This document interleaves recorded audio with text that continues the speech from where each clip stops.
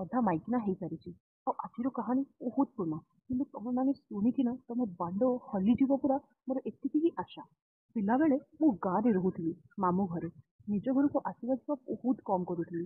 ଯେତେବେଳେ ମୋ ଭାଇ ଗାଁକୁ ଗଲା ପଢିବା ପାଇଁ, ମୁଁ ଗାଁକୁ ପଳେଇ ଆସିଲି, ଆଉ ସିଏ ହଷ୍ଟେଲକୁ ପଳେଇଲା ପଢିବା ପାଇଁ। ସେତେବେଳେ ମୋର ସପ୍ତମ କ୍ଲାସ ପରୀକ୍ଷା ସରିଥିଲା, ଆଉ ବାକି ପାଠ ମୋର ନିଜ ଗାଁରେ ହେଇଛି। ପିଲାବେଳରୁ ଗାଁରେ ରହିଲା ଯୋଗୁରୁ ମୁଁ ଏଇଠି କାହାକୁ ବି ଚିହ୍ନି ନଥିଲି। ମୁଁ ନୂଆ ଗାଁରେ ହାଇସ୍କୁଲ ଯାଇଥିଲି। କାହାକୁ ନ ଜାଣିଥିବା ଯୋଗୁରୁ ବାପା ସବୁବେଳେ ମୋତେ ଛାଡିବାକୁ ଆଉ ନେବାକୁ ଆସନ୍ତି। କିନ୍ତୁ କିଛି ଦିନ ପରେ ମୋ ପଡୋଶୀରେ ଦୀପାଲି ସହ ଚିହ୍ନା ହେଲା। ସିଏ ବି ମୋରି କ୍ଲାସରେ ପଢୁଥିଲା। ତେଣୁ ଆମେ ସାଙ୍ଗ ହୋଇକିନା ସ୍କୁଲ ଯାଉ। ଆଉ ଦୀପାଲିର ବାପା ମୋ ବାପାର ସାଙ୍ଗ ହବା ଯୋଗୁରୁ ତାଙ୍କୁ ଘରୁ ମୋର ଯିବା ଆସିବା ସବୁବେଳେ ଥାଏ। ଆଜିକା ଭଳିଆ ସେତେବେଳେ ମୋବାଇଲ ଯୁଗ ନଥିଲା, ଆଉ ଆମକୁ କିଛି ବି ଅନ୍ୟ ବିଷୟରେ ବି ଜ୍ଞାନ ନଥିଲା। ଆଉ ଆମେ ସେକ୍ସ ବିଷୟରେ ପୁରା ଅଜ୍ଞାନକ। ହଁ, ଚଉଠି ରାତିରେ କଣ ଗୋଟେ ସ୍ୱାମୀ ସ୍ତ୍ରୀଙ୍କ ଭିତରେ ହଉ, ଆଉ କିଛି ଆମେ କିଛି ଜାଣିନଥିଲୁ। 14-15 ବର୍ଷ ବେଳକୁ ଆଦ୍ୟ ଯୌବନ ଅବସ୍ଥାରେ ମୋ ଶରୀର ବିଭିନ୍ନ ଅଂଶରେ କିଛି କିଛି ପରିବର୍ତ୍ତନ ହେଉଥାଏ।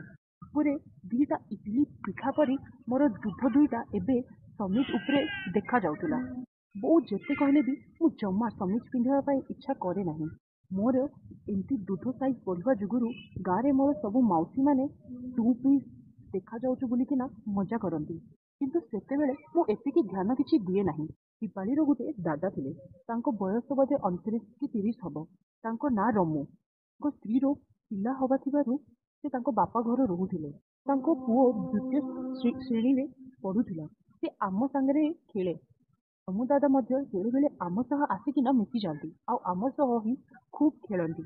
ମୋ ବାପା ଟାଉନରେ ରହିଥିବା ଯୋଗୁରୁ ମାର କୌଣସି କାମ ପଡ଼ିଲେ ସିଏ ରମୁ ଦାଦାକୁ ଦିଅର ହିସାବରେ ସବୁ କାମ କୁହନ୍ତି। ଯେତେବେଳେ ବି ମୁଁ ଦୀପାଳି ଘରକୁ ଯାଏ, ରମୁ ଦାଦା ମଜା ମଜାରେ ମତେ କୁଣ୍ଢେଇ ପକାନ୍ତି, ନହେଲେ ଆଉଁସିବା ବାହାନାରେ ମୋ ଦୁଧକୁ ଚିପି ଦିଅନ୍ତି। ମୁଁ ସେତେବେଳେ ସ୍କର୍ଟ ଆଉ ଟପ୍ ପିନ୍ଧେ, ତ ସିଏ ମୋ ଜଙ୍ଘ ମାଂସ ଉପରେ ତାଙ୍କ ହାତକୁ ଫେରାନ୍ତି, ଆଉ ମୋ ଜଙ୍ଘ ମାଂସକୁ ପୁଳେ ଧରି ପକାନ୍ତି। ଆଉ ମତେ ମତେ ତାଙ୍କ କୋଳରେ ବସେଇ ତାଙ୍କ ଟେଙ୍ଗେଇଥିବା ପାଦ ମୋ ଗାଣ୍ଡିରେ ଗେଞ୍ଜି ଦିଅନ୍ତି। ମତେ ଫୁଡି ହେଲା ବାଗେ ଲାଗେ, କିନ୍ତୁ ମୁଁ ଏତେ ଧ୍ୟାନ ଦିଏ ନାହିଁ। ଆମେ ସ୍କୁଲରୁ ଆସୁ, କେବେ ମୋ ଘରେ ତ କେବେ ଦୀପାଳି ଘରେ ବୋହୁ ବୋହୁ ଖେଳୁ। ଦିନେ ଏମିତି ହିଁ ଖେଳିଥିବା ରମୁ ଦାଦା ଆମ ପାଖକୁ ଆସିଲେ ଆଉ କହିଲେ, ଆରେ କଣ ଖେଳୁଛ କି? ଦୀପାଳି, ଦାଦା ଆମେ ବୋହୁ ବୋହୁ ଖେଳୁଛେ। ରମୁ ଦାଦା, ଆଚ୍ଛା ହଉ, ଆସିଲ, ମୁଁ ବି ଆଜି ତମ ସହ ଖେଳିବି। ଆମେ ହସିଦେଲୁ। ଦୀପାଳି ପଚାରିଲା, ଦାଦା ତମେ ବୁଢା ହେଇଯାଇଛ, କଣ ଆମ ସହ ଖେଳିବ? ରମୁ ଦାଦା, ହଁ, ଘରେ ତ କେହି ବି ନାହାନ୍ତି, ଆଉ ମୁଁ ଏଠି ଏକାଟିଆ କଣ କରିବି? ସେଇଦିନ ଦୀପାଳି ଘରର ସବୁ ଲୋକ ତାଙ୍କ ବନ୍ଧୁ ଘରକୁ ଯାଇଥିଲେ। ଆମ ସ୍କୁଲରେ ଗୋଟେ ପରୀକ୍ଷା ଥିଲା, ସେଥିପାଇଁ ଦୀପାଳି ଘରକୁ ଯାଇ ନଥିଲା। ସେ ତା ଘରେ ହିଁ ଥିଲା। ରମୁ ଦାଦା ଆସି ମୋ ସାଇଡରେ ଗେଞ୍ଜି ହେଇକି ବସିଗଲେ। ହଉ ଚାଲ, ଆଜି ଆମେ ଖେଳିବା କନ୍ୟା ବର।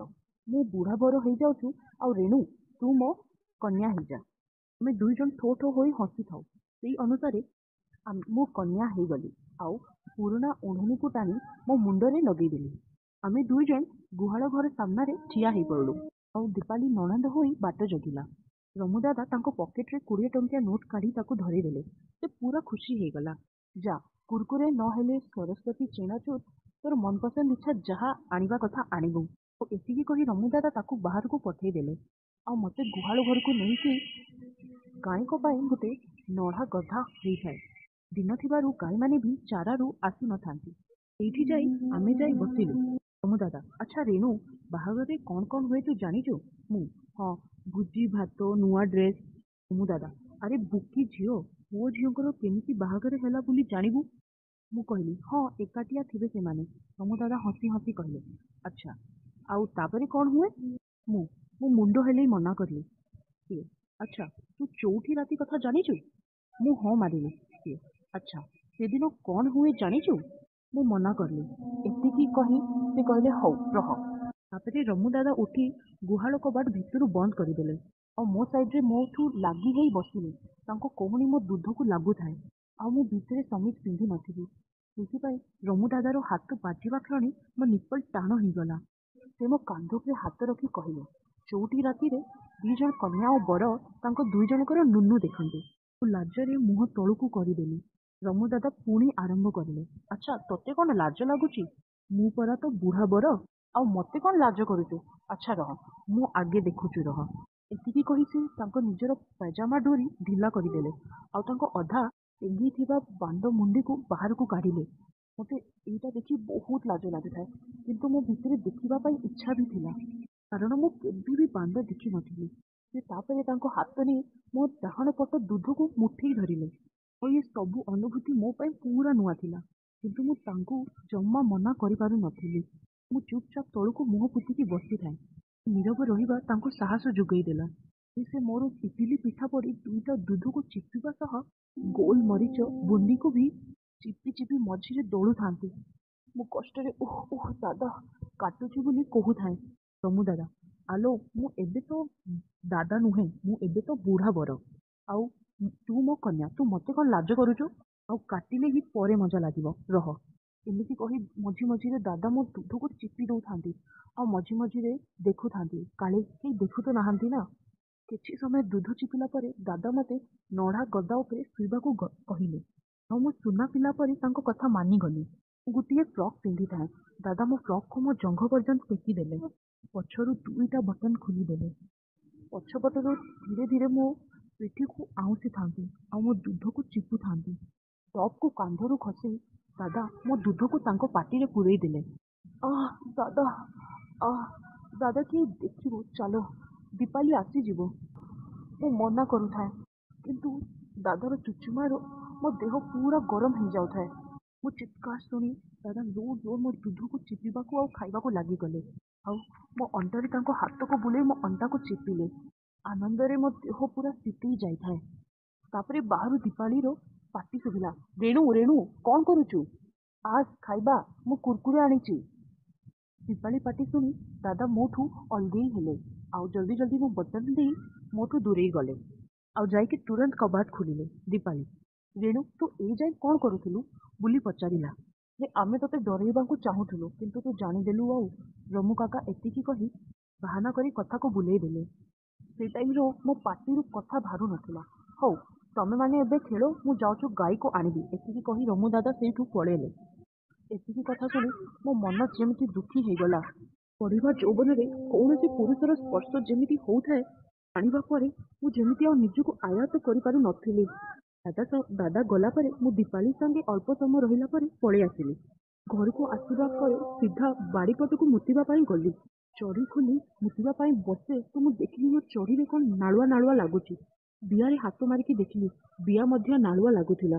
କିଛି ଆଉ ଭାବିଲିନି, କିନ୍ତୁ ବିଆରେ ହାତ ମାରୁ ମାରୁ ଦାଦା ସହ ଘଟିଥିବା ଘଟଣା ମୋ ଆଖି ସାମ୍ନାରେ ନାଚୁଥାଏ। ବୋଉ ଆସିବାରୁ ମୁଁ ଉଠି ଧୋଇ ଆସି ଘର ଭିତରକୁ ପଳେଇ ଆସିଲି। କିନ୍ତୁ ମୁଁ ସେ ସ୍ପର୍ଶ ପାଇବା ପାଇଁ ବହୁତ ବ୍ୟାକୁଳ ହଉଥିଲି। ଶିକାରୀ ମୁହଁରେ ଯେମିତି ରକ୍ତ ଲାଗିବା ପରେ ସେ ଯେମିତି ସାହସ ପାଏ, ସେମିତି ହିଁ ରମୁ ଦାଦା ମତେ ଖାଲି ଦେଖା କରିବା ପାଇଁ ଏପଟେ ସେପଟେ ହଉଥାନ୍ତି। ଦିନେ ରାତିରେ ପାଖାପାଖି 7ଟା 8ଟା ହଉଥିବ। ମୁଁ ମୋ ରୁମରେ ଶୋଇଥାଏ, କାରଣ ମୋ ଦେହ ଭଲ ନଥିଲା। ବୋଉ ବାଡ଼ିପଟେ ରୋଷେଇ କରୁଥିଲା। ହଠାତ୍ ଥଣ୍ଡା ପବନରେ ମୋ ନିଦ ଭାଙ୍ଗିଗଲା। ନିଜ ମଲମଲ ଆଖିରେ ମୁଁ ଯାହା ଦେଖିଲି ଆଉ ବିଶ୍ୱାସ କରିପାରିଲି ନାହିଁ। ମୁଁ ମସିଣା ଲଗେଇ ତଳେ ଶୋଇଥିଲି। ମୁଁ ପିନ୍ଧିଥିବା ନାଲି ସ୍କର୍ଟଟା ମୋ ଅଣ୍ଟା ଉପରେ ଯାଇ ହେଇଯାଇଥିଲା ଆଉ ମୋ ଟପ୍ ଉପରକୁ ଉଠି ବେକ ପର୍ଯ୍ୟନ୍ତ, ଆଉ ମୋ ଦୁଧ ଦୁଇଟା ଉପରକୁ ଆସି, ଆଉ ମୋ ଗୋଡ଼ ମଝିରେ ରମୁ ଦାଦା ବସିଥାନ୍ତି। ମେଡିସିନ ଖାଇଥିବାରୁ ମୋର ପୁରା ଗାଢା ନିଦ ହେଇଯାଇଥିଲା ଆଉ ସେତିକି ଭିତରେ ଦାଦା ଆସି ମତେ ଅଧା ନଙ୍ଗଳା କରିସାରିଥିଲେ। ତାଙ୍କର ଗୋଟେ ହାତ ମୋ ଦୁଧ ବୁନ୍ଦି ଉପରେ ଥାଏ ଆଉ ଗୋଟେ ହାତରେ ସେ ତାଙ୍କ ବାଣ୍ଡକୁ ବାହାର କରି ଅନ୍ୟଗତ ଆଗ ପଛ କରୁଥାନ୍ତି। ଏଥର ମୁଁ ବାଣ୍ଡର ସମ୍ପୂର୍ଣ୍ଣ ଆକାର ଦେଖିଲି। କଳା ବାଣ୍ଡ ଆଉ ଉପରେ ନାଲି ଟୋପି ଓ ଚାରିପଟେ କୁଞ୍ଚି କୁଞ୍ଚିଆ କଳା ବାଳ। ରମୁ ଦାଦାର ବାଣ୍ଡ 4-5 ଇଞ୍ଚରୁ ବେଶୀ ହବନି। ଉଠିବାକୁ ଚେଷ୍ଟା କରିଲା ବେଳକୁ ଦାଦା ମୋ ଉପରେ ଶୋଇ ପଡ଼ିଲେ ଆଉ ତାଙ୍କ ହାତକୁ ମୋ ପାଟି ଉପରେ ରଖିଦେଲେ। ଚୁପ୍, ଏତେ ଦିନ ପରେ ତୁ ମୋ ହାତକୁ ଆସୁଛୁ, ଜମା ପାଟି କରନା। ତୋ ବୋଉ ଗାଈ ଦୁଇଁବା ପାଇଁ ଯାଇଛି ଆଉ ଏଇଟା ହିଁ ମୋ ମଉକା। ଚାଲ ଆଜି ବରକନ୍ୟା ଖେଳିବା। ଜାଣିପାରିଥିଲି କି ଦାଦା କଣ କହିବା ପାଇଁ ଚାହୁଁଛନ୍ତି। ମୁଁ ଚୁପ୍ ହେଇକିନା ଶୋଇଥିଲି। ସେ ମୋ ଦୁଧ ଦୁଇଟାକୁ ଧରି ଦଳିବାକୁ ଲାଗିଥିଲେ ଆଉ ତାଙ୍କ ଦେହ ମୋ ଦେହରେ ଘଷୁଥିଲେ ଆଉ ସେତେବେଳେ ଯେମିତି ମୋ ଦେହରେ ନିଆଁ ଲାଗି ଯାଉଥିଲା। ଜମୁ କାକର ବାଣ୍ଡ ମୋ ବିଆ ଉପରେ ଘଷି ହଉଥାଏ। ମୁଁ ମଝି ମଝିରେ ମୋ ଗାଣ୍ଡିକୁ ଉଠେଇ ତାଙ୍କ ବାଣ୍ଡକୁ ମୋ ଜଙ୍ଘ ମଝିରେ ଚାପି ଦଉଥାଏ ଆଉ ମୋ ଦୁଧକୁ ଦାଦା ତାଙ୍କ ପାଟିରେ ପୁରେଇ ଆଖି ବନ୍ଦ କରିକିନା ଚୁଷିବାକୁ ଲାଗୁଥାନ୍ତି। କଷ୍ଟ ଆନନ୍ଦ ମିଶା କ୍ଷଣି ମୋ ମୁହଁରୁ ଉଃ ଆଃ ବାହାରି ଆସୁଥାଏ। ତାଙ୍କ ପାଟିରୁ ଲାଳ ଭାରି ମୋ ଛାତିରେ ଝରୁଥାଏ। ସେ ରମୁ ଦାଦା ମୋ ଦୁଇଟା ଗୋଡ଼କୁ ଖୋଳି ତାଙ୍କ ଅଣ୍ଟାକୁ ରଖି ମାଡ଼ି ବସିଲେ ଆଉ ମୋ ଚଡ଼ିକୁ ଖୋଲି ପୁରା ବାହାର କରିଦେଲେ। ମୁଁ ଲାଜେଇ ଗଲି। ମୁଁ ଲାଜରେ ଆଖି ବନ୍ଦ କରିଦେଲି। ଦାଦା ଖାଲି ତାଙ୍କ ଦୁଇ ଆଙ୍ଗୁଠିରେ ମୋ ବିଆକୁ ଦେଖୁଥାନ୍ତି। ମୋ ବିଆ ଉପରେ ସେତେବେଳେ ଛୋଟ ଛୋଟ ବାଳ ଉଠୁଥାଏ। ଆଃ ରେଣୁ, ତୋ ବିଆ ତ ପୁରା ବିରି ପିଠା ପରି ଫୁଲିକି ଅଛି। ତୋ ବିଆକୁ ଖାଲି ମୋ ବାଣ୍ଡରେ ଅଭାବ ଲୋ। ମୁଁ ମୁଁ ଛି, ଦାଦା ତମେ କଣ ଅଭଦ୍ର କଥା କହୁଛ? ଆଲୋ ଆଉ ତୁ କଣ ଏବେ ଛୋଟ ହେଇଛୁ ଯେ ତୋର ନୁନୁ ହବ? ତୋ ନୁନୁ ଏବେ ବିଆ ହେଇଗଲାଣି। ଯୋଉ ମୋ ବାଣ୍ଡ ଘିଆଁ ଖାଇଲେ ହିଁ ଶାନ୍ତି ହବ। ଏମିତି କହି ଦାଦା ମୋ ଦୁଇଟା ଗୋଡ଼କୁ ଫାଡ଼ି ମୋ ବିଆ ଉପରେ ତାଙ୍କ ଗୋଟେ ଆଙ୍ଗୁଳିକୁ ରଖି ଘଷିଲା। କଣ ସେ ଆନନ୍ଦ ମୁଁ ଏମିତି ପୂର୍ବରୁ କେବେ ବି ଅନୁଭବ କରିନଥିଲି। ଦେହ ଯେମିତି ତରଳି ଯାଉଥିଲା। ସେ ଧୀରେ ଧୀରେ ମୋ ସେଣ୍ଟୁକୁ ଚିପିଥାନ୍ତି ଆଉ ନିଜ ବାଣ୍ଡ ହଲଉଥାନ୍ତି। ମୁଁ ଯେମିତି ପାଗଳି ପରି ହଉଥାଏ। ନିଜ କାଣ୍ଡିକୁ ଆଗ ପଛ କରି କରି ତାଙ୍କ ଆଙ୍ଗୁଳିକୁ ଭିତରେ ପୁରେଇବା ପାଇଁ ଚେଷ୍ଟା କରୁଥାଏ।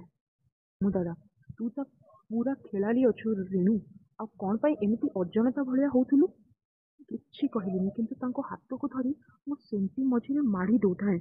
ଗରମ ଦେଖି ଦାଦା ଆଉ ନ ରହିପାରି ତାଙ୍କ ମଝି ଆଙ୍ଗୁଠିକୁ ପାଟିରେ ପୁରେଇ ବିଦା କରିଲେ ଆଉ ମୋ ବିଆକୁ ପୁରେଇବା ପାଇଁ ଚେଷ୍ଟା କରିଲେ। ବିଆ ପୁରା ସିଲ୍ ହେଇକି ଥିଲା। ଆଙ୍ଗୁଠି ଜମା ବି ପଶୁନଥିଲା। ତଥାପି ବହୁତ କଷ୍ଟରେ ମଝି ଆଙ୍ଗୁଠିଟା ପଶିଲା। ମତେ ଭାରି କାଟୁଥାଏ। ମୁଁ ତାଙ୍କୁ ଠେଲି ପେଲି ହଉଥାଏ। ରମୁ ଦାଦା ମୋ କିଛି କଥା ନ ଶୁଣି ତାଙ୍କ ଆଙ୍ଗୁଠିକୁ ପୁରେଇ ମୋ ବିଆରେ ସଲସଲ କରୁଥାଏ। ମୋ ବିଆରୁ ଧଳା ଧଳା ନାଳୁଆ ପାଣି ବାହାରୁଥାଏ ଆଉ ପଚ୍ ପଚ୍ ଶବ୍ଦ ହଉଥାଏ। ତାପରେ ସେ ତାଙ୍କ ହାତ ନେଇ ମୋ ହାତ ଧରି ତାଙ୍କ ବାଣ୍ଡ ଉପରେ ରଖିଦେଲେ ଆଉ କହିଲେ, ମୁଁ ଯେମିତି ତୋ ବିଆ ସହ ଖେଳୁଛି ତୁ ବି ମୋ ବାଣ୍ଡ ସହ ଖେଳ। ମତେ ପ୍ରଥମେ ପ୍ରଥମେ ବହୁତ ଅସନା ଲାଗୁଥାଏ, କିନ୍ତୁ ତାପରେ ମୁଁ ତାଙ୍କ ବାଣ୍ଡକୁ ଧରି ଆଗ ପଛ କଲି। ମୁଁ ଧୀରେ ଧୀରେ କରୁଥିବାରୁ ସେ ମୋ ହାତକୁ ଧରି ତାଙ୍କ ବାଣ୍ଡକୁ ଆହୁରି ଜୋର ଜୋର ହଲେଇବାକୁ ଲାଗୁଥାନ୍ତି। କିଛି ସମୟ ପରେ ଦାଦାଙ୍କର ଭାରି ଗଲା ଆଉ କାଳେ କେହି ସନ୍ଦେହ କରିବେ ବୋଲି ସେ ତାଙ୍କ ନିଜେ ଗାମୁଛା ଆଣିଥିବାରୁ ତାଙ୍କ ସବୁ ବୀର୍ଯ୍ୟ ପୋଛିଦେଲେ ଆଉ ଗାମୁଛା ମତେ ଶୁଙ୍ଘେଇଲେ। ମୁଁ ମୁହଁ ବୁଲେଇ ଦେଲି। ତାପରେ ରମୁ ଦାଦା ମୋ ଗାଲରେ ଚୁମା ଦେଇ କହିଲେ, ଆରେ ତୁ ଛୋଟ ଅଛୁ ଏବେ। ମୁଁ ତତେ ଏବେ ଗେଇଲେ ତୋ ବିଆ ପୁରା ଫାଟିଯିବ। ତୁ ଆଉ ଟିକେ ବଡ ହେଇଯା। ତୋ ଏଇ ବିଆଟି ଏଇ ତ ବୁଢା ବର ହିଁ ତୋର କାଟିବ। ସେଇଦିନ ଠାରୁ ମୁଁ ରମୁ ଦାଦାରୁ ମାଇକିନା ହେଇଥିଲି। ଆଉ ଯେତେବେଳେ ବି ଯୁଗ ପାଇଲେ ସେ ମତେ କେବେ ଏଇଠି ତ ସେଇଠି ଦିଅନ୍ତି। ଏତିକି ହିଁ ଥିଲା ମୋ କାହାଣୀ। ଆଶା କରୁଛି କି ଆପଣ